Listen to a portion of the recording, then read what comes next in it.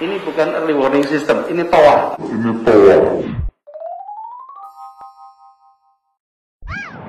Kenapa kita pakai ini coba?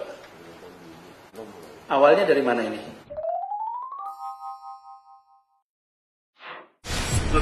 Kita sejak kemarin tuh review SOP yang selama ini ada. Dan salah satu hal yang akan diterapkan baru adalah bila ada kabar, maka pemberitahuannya akan langsung ke warga, tidak melalui jenjang. Jadi kelurahan bukan ke RW, RT, tapi langsung ke masyarakat, berkeliling dengan membawa toa untuk memberitahu semuanya, termasuk sirine.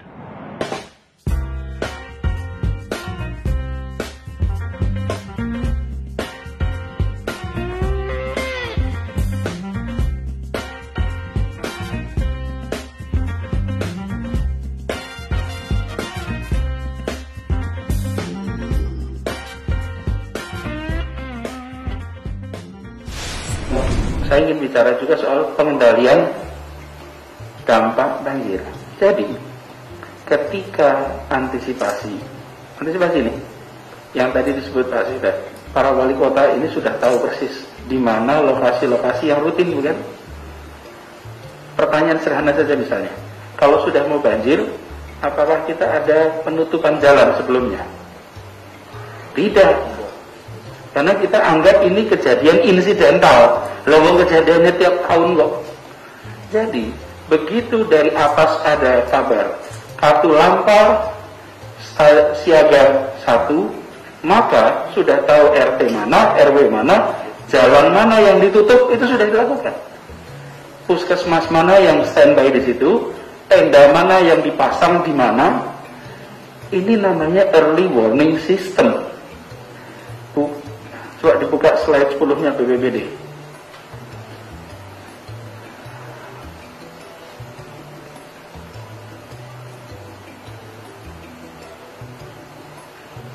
Ini bukan early warning system, ini TOA. Ini TOA. This is not a system. Ini TOA ini. Sistem itu kira-kira begini. Kejadian di Katulampa air sekian, keluarlah operasionalnya. Dari Dishub, Kesehatan, MRT, Satpol, seluruhnya itu tahu wilayah mana yang punya risiko. Jadi, sebelum kejadian kita sudah siap. Hari ini kalau kejadian kita kedandapan terus, seakan-akan ini banjir pertama gitu. Dan tanah ini itu udah puluhan tahun kena banjir. Tapi cara kita menanganinya itu ad hoc. Karena itu saya sampaikan pengendalian banjir itu minimal tidak aman. Nah, ini BPBD koordinir ini. Siapkan protapnya dan petanya. Kalau peta banjirnya sudah ada, tapi turunan dari itu belum ada. Cuman ada RT RW. Di ruangan saya itu ada peta banjir. Peta itu ada gambarnya, tapi tidak ada nextnya itu apa. Nah, Diskominfotik punya data lintas waktu, betul Bu? Di situ ada rekodnya, Katulampanya sekian, Depok sekian, Manggarai sekian, wilayah mana yang terkena banjir. Itu sudah langsung menjadi algoritma. Algoritma itu sudah bisa langsung dipakai untuk memprediksi dan sudah langsung bisa dipakai untuk langkah persiapan. Jadi, yang terkait dengan pengendalian dampak ini, itulah sebabnya kita semua ketemu di sini keroyokan. Nah, ini harus jadi dalam waktu kurang dari 2 minggu. Lengkap itu 3 aspek ya. Lalu yang kedua adalah selama air menggenang. Selama air menggenang ini mau dikemanakan ini?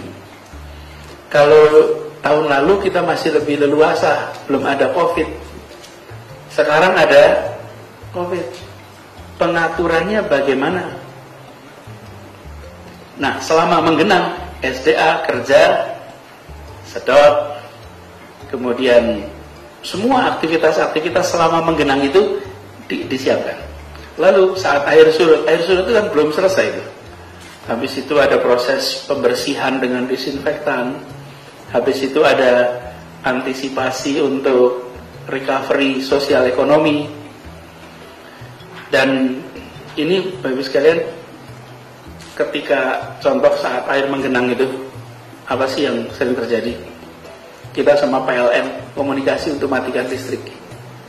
Kira-kira harusnya sudah tahu bukan sebelum kejadian bahwa RT A, B, C, D, F, G listriknya harus mati. Ya itu kan harusnya dikerjain sebelum basah. Jadi maksud saya, kita benar-benar membuat sistem. Ini adalah toa, belum sistem. Saya cek ini, kenapa kita pakai ini coba? Dan adanya cuma di berapa nih?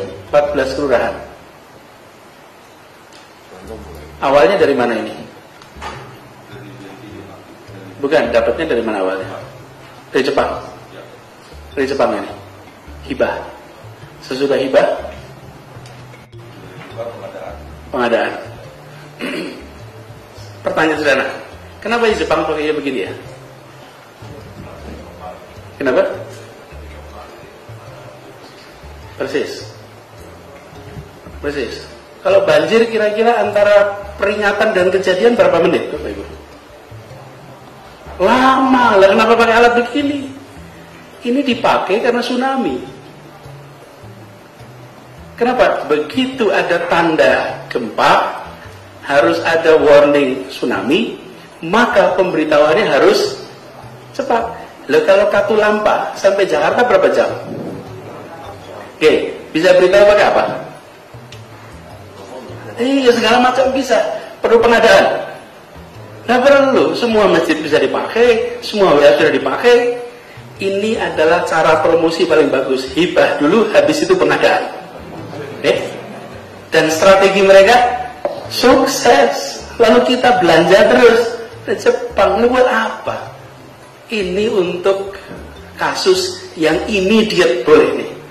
Kalau kita punya musuh perang, nah ini perlu nih.